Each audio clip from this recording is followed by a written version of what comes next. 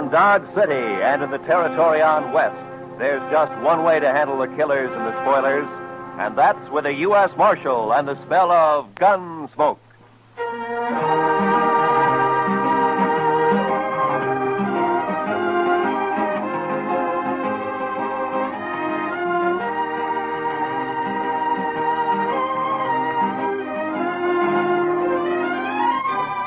Gunsmoke, starring William Conrad.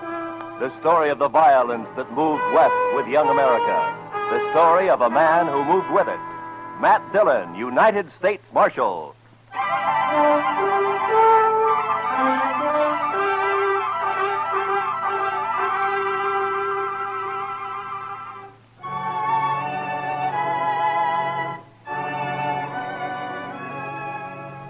I think it was the nastiest weather I'd ever seen. It wasn't that there'd been a big storm or anything. It was just plain nasty. The sun hadn't shone for 3.5 weeks. Nothing but huge banks of black clouds that filled the sky and never moved. And when it finally broke, it was a downpour of the coldest and dreariest rain you ever saw. For 2 days, Chester and I never went out of the office. We didn't need to. There was nothing going on in town. There wasn't a soul on the streets. Everybody just holed up. Chester and I kept the fire going on the stove and tried to keep as warm as we could. And then on the morning of the third day... Mr. Dillon? Mr. Dillon! What? Wake up, Mr. Dillon. What? What is it, Chester? What's the matter, huh? Come over here and look out the window. My goodness sakes alive. Oh, what's the matter? What's happened? Just look. It stopped raining. Oh? The clouds are beginning to blow away. Why, I bet you we'll be seeing the sun before the day is over. Well, I hope you're right. We could use a little sunshine. We sure could. You know, Mr. Dillon, I've been so blue for the last couple of days. I boiled some coffee for you. It's on the stove. Oh, thank you, Chester. Like I was saying, I've been just awful low, Mr. Dillon. It's funny how the weather affects you, isn't it? Yeah, it does almost everybody, Chester. This coffee's good. Oh, thank you, sir. Chester, how'd you like to go for a little ride, huh? Make us feel good to get out in the open after being cooped up for the last couple of days. Why don't we ride down to old man Johnson's? I've been meaning to talk to him anyway. Well, I'll say that's a wonderful idea, Mr. Dillon. I'd be proud to go. Besides, Thurlow needs a good workout. I don't know of anything that's worse for a horse than just standing around in a corral. All right, Chester. I'm going to take time to shave, and then we'll get some breakfast and ride out. Well, yes, sir, Mr. Dillon. Yes, sir.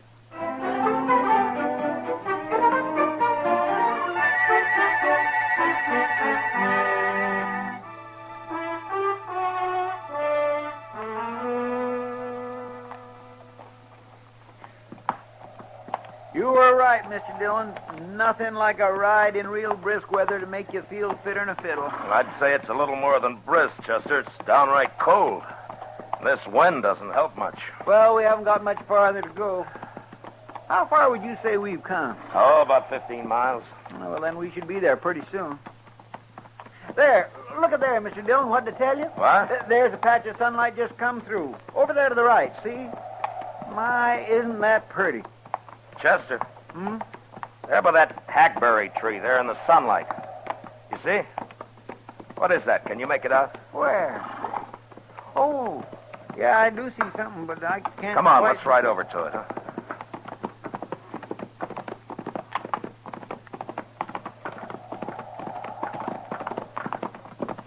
Well, Mr. Dillon, it looks like somebody all huddled up leaning against the tree. Why, it's an Indian. Yeah, a woman. Hey, pull up here. Oh. I don't think she's heard us. Hello there. Well, she didn't even look up, Mr. Dillon. Hello. Is something wrong? Well, there sure must be. Let's walk up, Chester.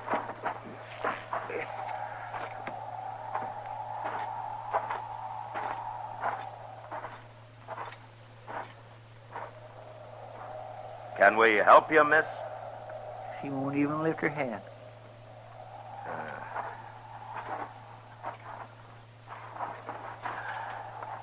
Miss, what's wrong? She looks sort of befogged, don't she? Yeah. Miss, Here, look at me. No, I'm not going to hurt you. Chester, she's burning up with fever. Well, what in the world is she doing way out here in the middle of nowhere anyway?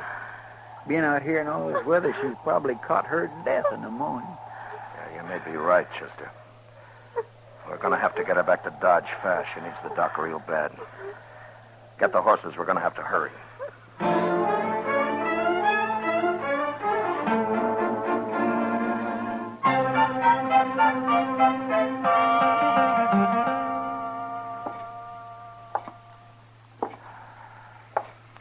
Mr. Dillon,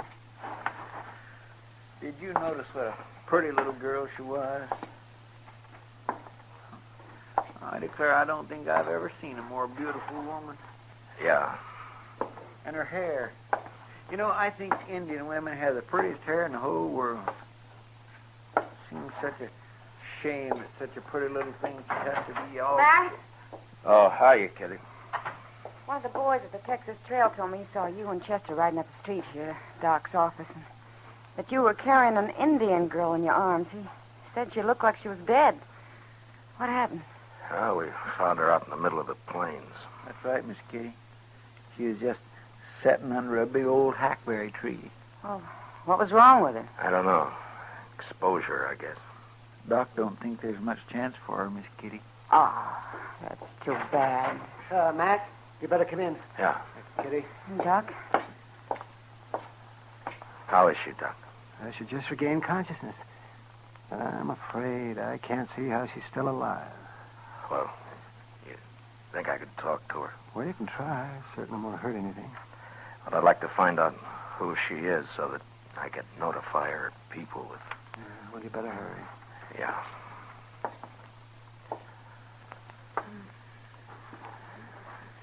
Miss? Miss, can you hear me? Miss, listen to me. Go away. Please. Tell me who you are. Leave me alone. Won't you talk to me? Now, what's your name? I want to die. What happened? Why were you out on the plains all by yourself? Were you lost? I want to die.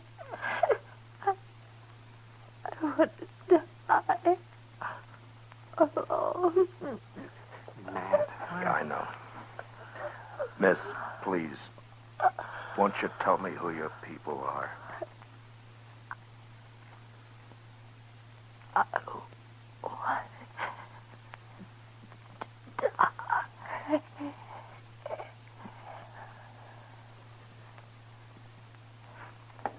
Well, Doc, I'll be outside with Chester and Kitty. all right. When you come out, would you bring me her ring and that necklace she's wearing? All right, Matt, if you want. But what... Just bring them to me, will you?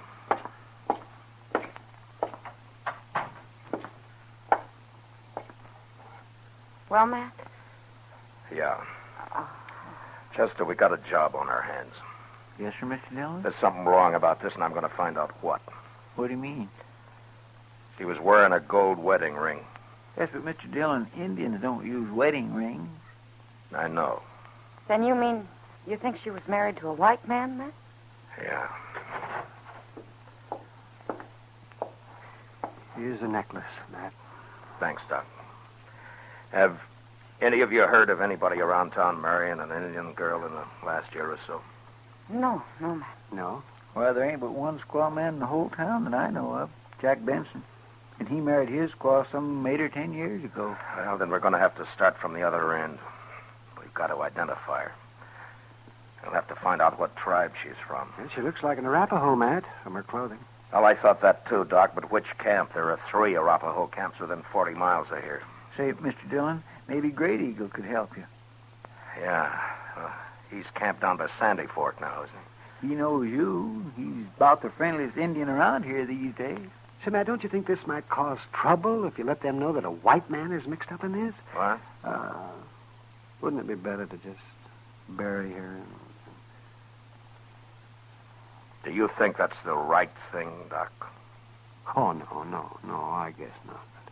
But I was talking to Colonel Jackson out at the fort the other day, and he said he was expecting us to have some real Indian trouble any day now. And this might start something. I know there's that possibility, Doc, but I also know that there was something behind this girl's death, and I think it's my duty to find out what.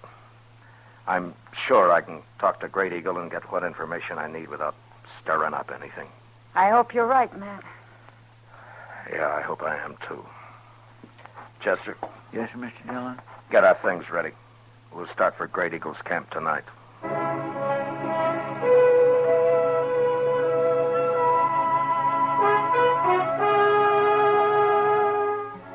I figured it'd take us about 5 hours, and I was pretty close to right. The sun had been up maybe 30 or 40 minutes when we came to the crest of a range of hills. And there, spread out below us alongside the Sandy Fork, was Great Eagle's camp. We were spotted a good while before we got there, and when we pulled up, all the squaws had disappeared, and we were greeted by what looked like the entire male population. They just stood and watched us sullenly as we dismounted.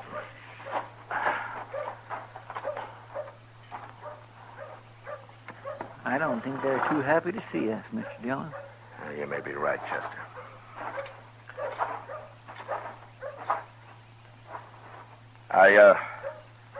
I've come to see your leader, Great Eagle. Tell him his friend Matt Dillon has ridden from Dodge City to see him. Maybe they don't understand. No, they understand, all right. Please tell Great Eagle it's of importance that I see him. You are not wanted here.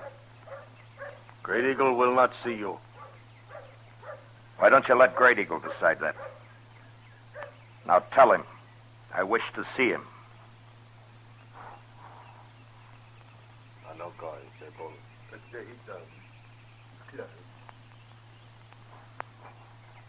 Great Eagle is ill, but I will tell him you are here.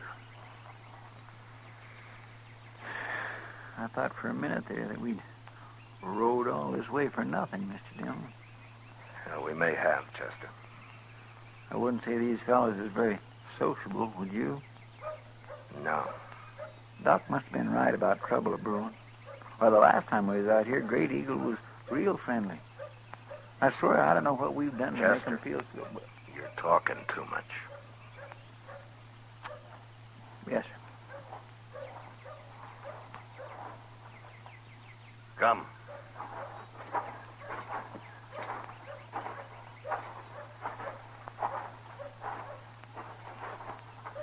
Here.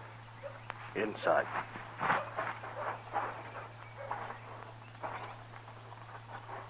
Matt Dillon, it is good to see you once more. And you, Great Eagle. You wish to talk with me? Yes, I do. I'm in need of your help. To be able to return your many kindnesses pleases me.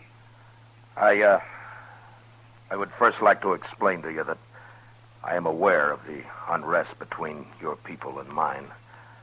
And it's my desire that what I tell you be as a confidence between friends.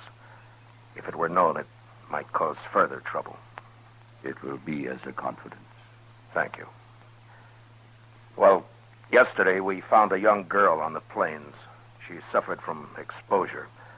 So we took her back to Dodge City for medical attention as fast as we could, but we were too late. She was of your people. Her clothing told me that, so I came to you to help me identify her. I can't tell you why, but I feel that there was evil behind the death of this girl, and I must find out about it. You see, she was wearing a gold wedding ring, the ring of a white man. Can you describe the girl? Well, I can only tell you that she was of great beauty, and, well, here, she wore this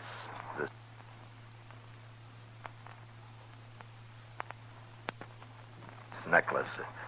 It's unusual in design. I thought it might help in identifying her. Yes, it helps.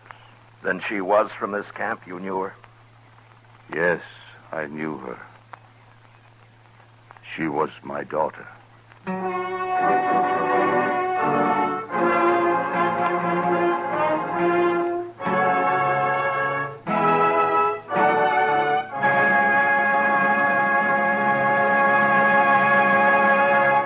We will return to the second act of Gunsmoke in just a moment. But first, this Monday night, hear Virginia Mayo as a beauty who became one of the great skippers on the China Run. Remember, it's a full hour of dramatic adventure this Monday night on the Lux Summer Theater over most of these same CBS radio stations. Now, the second act of Gunsmoke.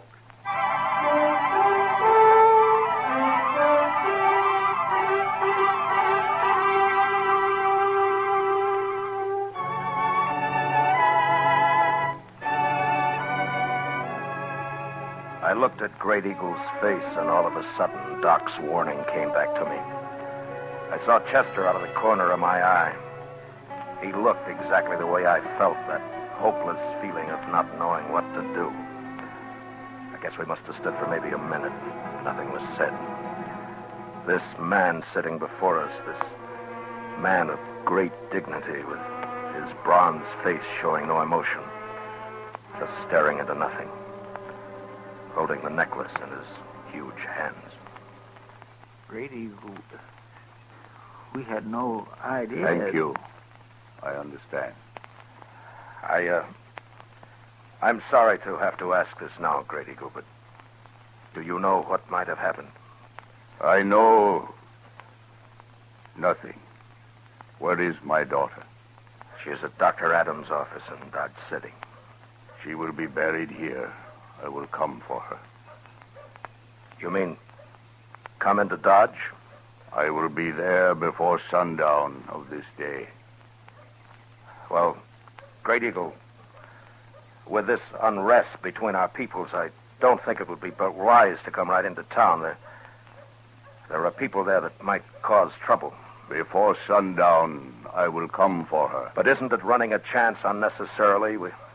We could arrange to meet you on the other side of the river, or maybe... Before sundown of this day, with my braves, I will come into Dodge City for my daughter. But you can't bring your braves right into... All right, Great Eagle, I'll do what I can to see that there's no trouble. Before sundown, then.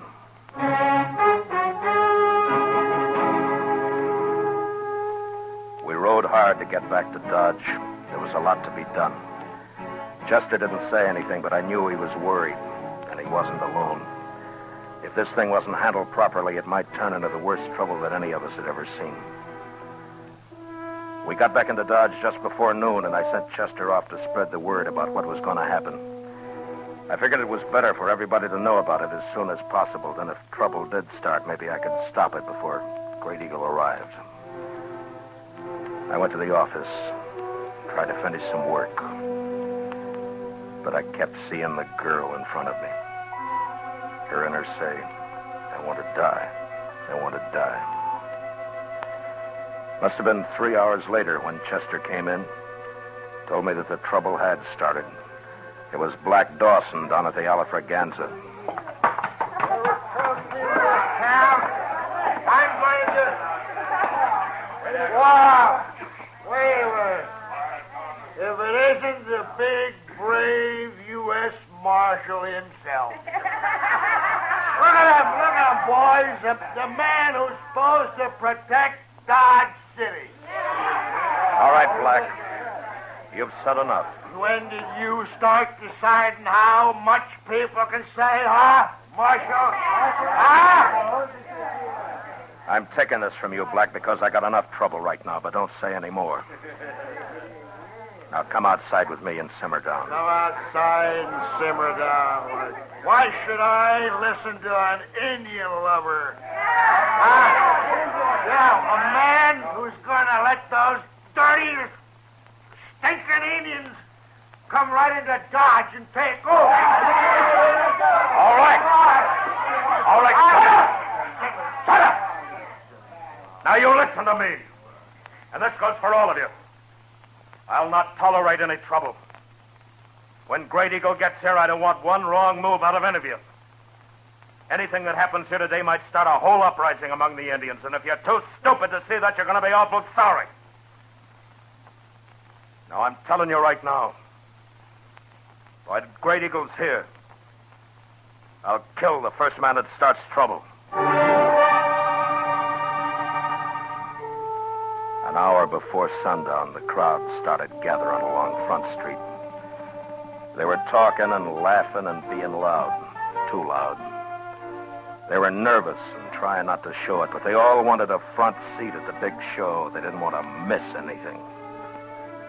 And then Black Dawson and his gang came out of the Alafraganza and stood leaning up against a hitching rail. Finally, Chester came down from Boot Hill where he'd been on lookout, and he told me that he'd spotted Great Eagle and his braves. They were coming. I looked around. Everybody started to turn quiet. They knew. I told Chester to keep an eye on Dawson, and I started down the street. I crossed the plaza and walked to the river. Before the Indians started to cross the bridge, I stopped them.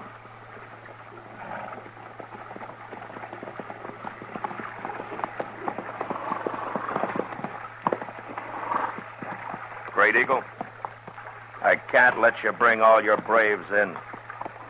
You may bring 2, and that's all. You see all those people over there? They're just itching for trouble, and I can't chance it. I'm sorry, but that's the way it is. I would bring all my braves. I'm sorry, Great Eagle, but don't try it.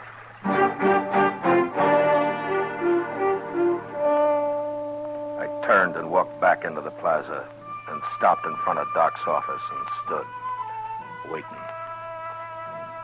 Great Eagle and his band didn't move. They just sat there on their horses, looking into the plaza. The crowd had stretched all along Front Street now, and they'd turned very quiet. Even Dawson and his gang were just standing glowering across at the bridge. I wasn't sure what was going to happen. And I waited. Must have been 5 minutes before Great Eagle turned and said something to his men and started out, with 2 of his braves following. Nobody in the crowd along Front Street moved or said a word.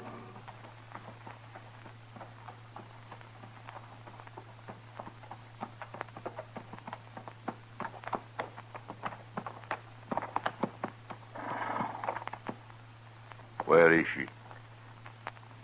In here.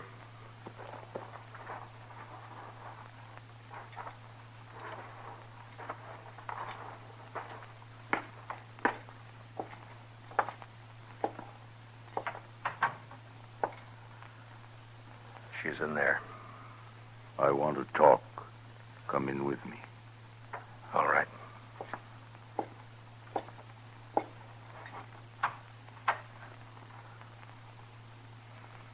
Anoli. Her name means beautiful child.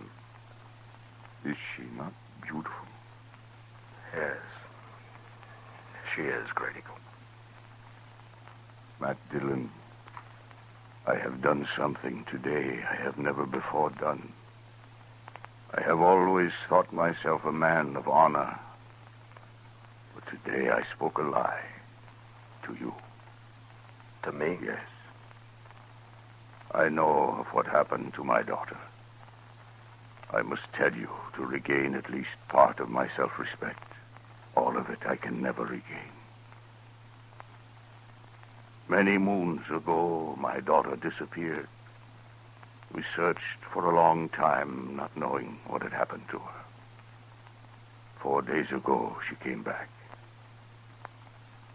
She told me of her marriage to a white man and how she was with child. Of how she had met this man on the prairie and had fallen in love with him. Of how they had gone to Hayes City. Of the great love they had for each other. And she told me of the slow change that came over him. when his fellow men began to laugh at him and with derision call him Squaw Man, and how the white man is ashamed of the Indian. The white man has great pride.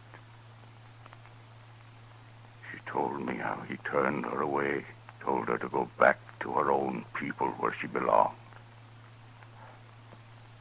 Great Eagle, I'm very sorry. At that moment, I was with great anger and pride. And for this, I will never again be a man of honor.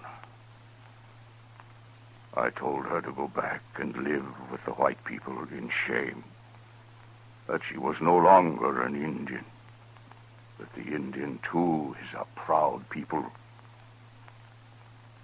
I am responsible for her death. I turned away from her. You may do what punishment you like with me. I killed my daughter.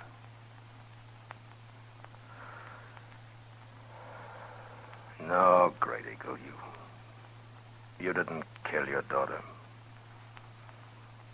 She died because of pride. Yours and the white man's. As to your punishment, I think you're getting it right now. Now take her and go.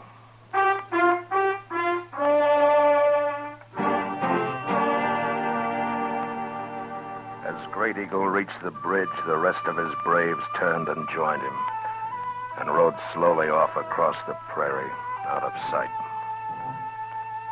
And along Front Street, the crowd started to break up and head for the bars to get drunk and laugh and brag about how brave they'd have been if anything had happened. Chester and I stood for a long time, and the streets were almost empty. It was sundown. Mr. Dillon, I'd be right proud to buy you a drink. Chester, don't ever use the word proud in front of me again. Yes, sir. I'm sorry, Mr. Dillon. No, Chester, I'm sorry. Come on, I'll buy you a drink.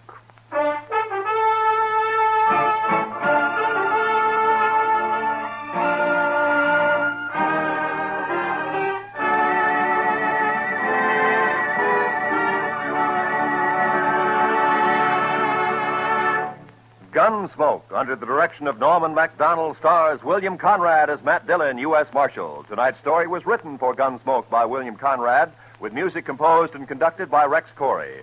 Featured in the cast were John McIntyre as Great Eagle, with Michael Ann Barrett, Lawrence Dobkin, and John Daner. Parley Bear as Chester, Georgia Ellis as Kitty, and Howard McNear is Doc. Join us again next week as Matt Dillon, U.S. Marshal, fights to bring law and order out of the wild violence of the West in Gunsmoke.